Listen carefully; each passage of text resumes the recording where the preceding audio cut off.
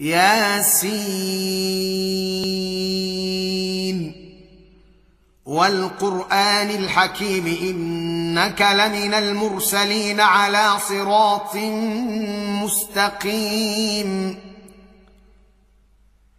تنزيل العزيز الرحيم لتنذر قوما ما أنذر آباؤهم فهم غافلون لقد حق القول على أكثرهم فهم لا يؤمنون إنا جعلنا في أعناقهم أغلالا فهي إلى الأذقان فهم مقمحون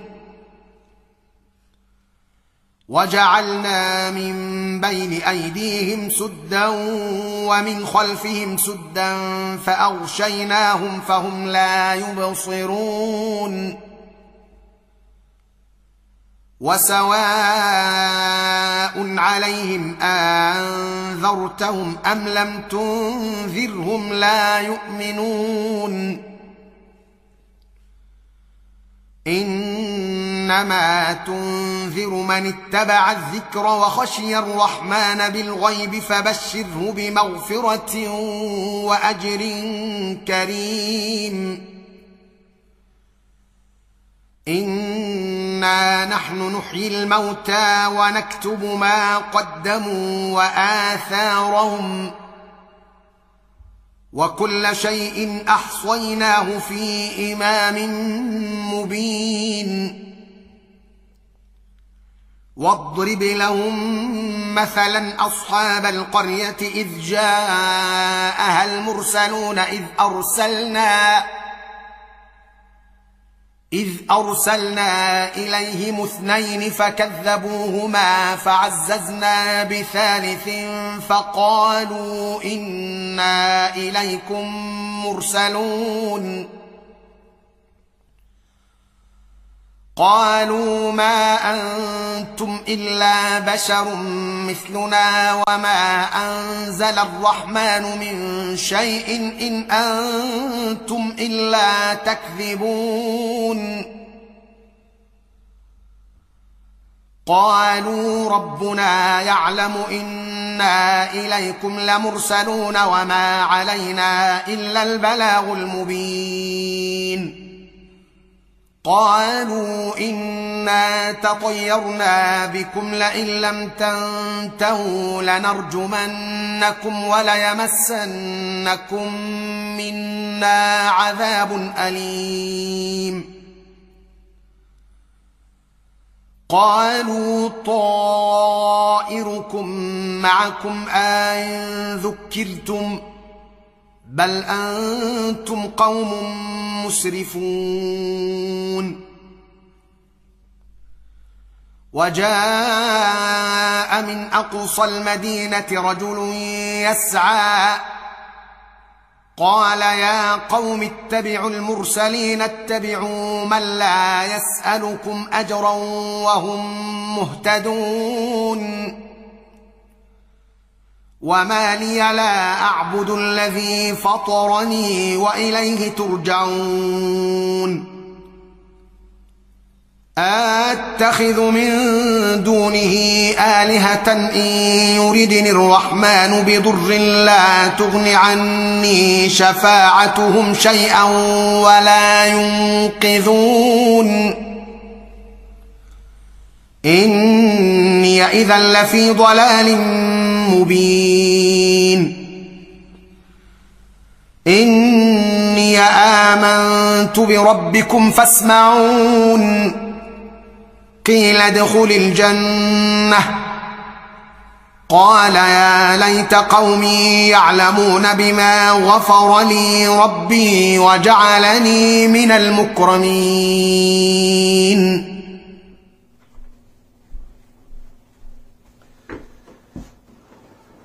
Bismillahirrahmanirrahim. Au nom de Dieu, le clément et le miséricordieux, louange à Dieu, prière et bénédiction sur son prophète, ses proches, sa descendance et ses compagnons. Aujourd'hui, nous allons continuer sur le même chemin. Nous allons parler encore et encore de l'amour, parce qu'à ce stade-là, et au niveau de ces premiers affluents de l'iman, de la foi, c'est quelque chose qui est prioritaire, c'est quelque chose qui est très important. Hier, on a parlé de l'amour de Dieu et l'amour du prophète qui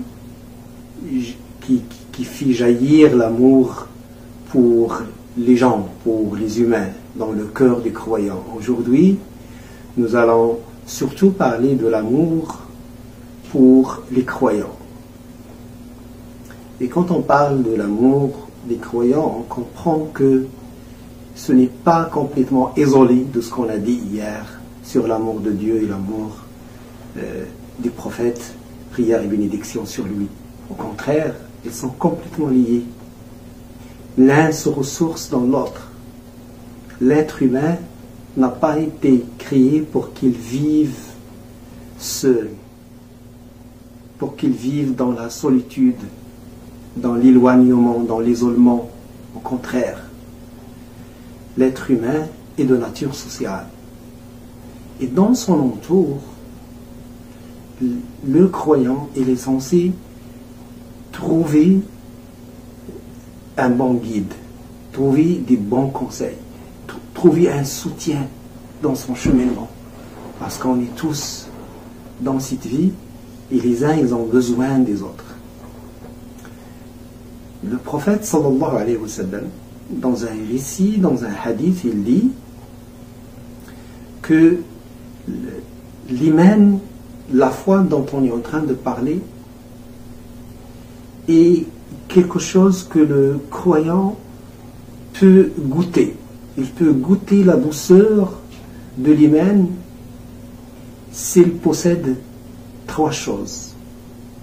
Et parmi ces trois sentiments qu'il est censé avoir, c'est aimer Dieu et son prophète et aimer son frère pour aucune autre raison, pour aucun autre objectif sauf pour Dieu, et de détester, de revenir à l'infidélité à Dieu, comme elle déteste de tomber dans l'enfer. Donc il y a l'amour de Dieu et du prophète, il y a l'amour de son prochain, l'amour de l'autre, humain, croyant, frère. Et cet amour de l'autre, l'amour du croyant pour son frère, il fait alimenter cet amour pour Dieu subhanahu wa ta'ala. Ce qui nous donne la preuve sur cela, c'est que tu veux avoir l'amour de Dieu, ton chemin ne sera pas dans la solitude. Ton chemin sera dans des bons sentiments que tu partages avec ton entourage, et surtout à chercher un guide parmi ces humains qui t'entourent, à chercher des guides, un groupe qui peut t'accompagner dans son cheminement. Dans un hadith Qudsi, donc un hadith dans lequel Dieu qui parle sur la langue du prophète, bénédiction et prière sur lui, Dieu subhanahu wa ta'ala, il dit mon amour est réservé à ceux qui s'aiment en moi. Donc tu veux l'amour de Dieu, commence par aimer tes frères. Toi, ma sœur, tu veux l'amour de Dieu, commence par aimer tes sœurs.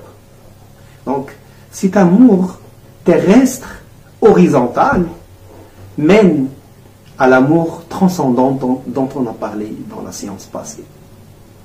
Mon amour est réservé à ceux qui s'aiment en moi. Mon amour est réservé à ceux qui se conseillent en moi, à ceux qui se visitent en moi, se rendent visite en moi, à ceux qui s'offrent des dons en moi. Ceux qui s'aiment en moi seront, dans la vie dernière, assis sur des chaises lumineuses, enviées par les prophètes et les justes. Y a-t-il un stade plus haut? Y a-t-il un niveau plus haut que cela? c'est ce que Dieu subhanahu wa ta'ala offre à ceux qui s'aiment en lui. Donc son amour dans cette vie et dans la vie d'après, et également ce stade très haut le jour dernier. Ce qui signifie que le chemin de Dieu, le fait d'être croyant, le fait d'être sur les pas du prophète, prière et bénédiction sur lui, ne s'arrête pas à un rituel sans âme. C'est que l'amour de Dieu, l'amour du prophète, l'amour du croyant, tous ces beaux sentiments, ils sont très importants. Ils sont très importants pour celui qui veut la face de Dieu, subhanahu wa ta'ala. Et le fait de cheminer, il devient plus facile. Ça rend la vie facile.